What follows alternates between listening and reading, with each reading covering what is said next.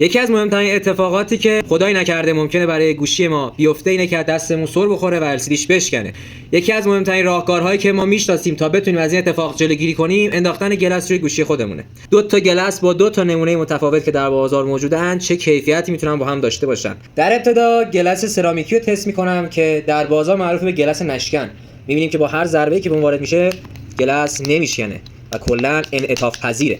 وقتی گلس نشکن یا به اصطلاح سرامیکی رو روی گوشی خودمون میندازیم، بر اثر ضربه‌ای که گوشی ما وارد میشه هم گلس سرامیکی و هم LCD گوشی ما 6 تیکه میشن و یکی از بدترین گلس‌های موجود در بازار همین گلس‌های سرامیکی هستن. ولی از اون طرف با گلس‌های آنتی استاتیک و سوپردی که بالاترین کیفیت گلس بین گلس‌های موجود در بازار رو دارن، می‌بینیم که با یه فشار 6 تیکه میشه گلس، ولی خب LCD ما در عوض سالم میمونه. برای همینه که پیشنهاد میکنیم که گلس سوپردی یا آنتی استاتیک رو روی گوشی‌های خودتون تست کنید.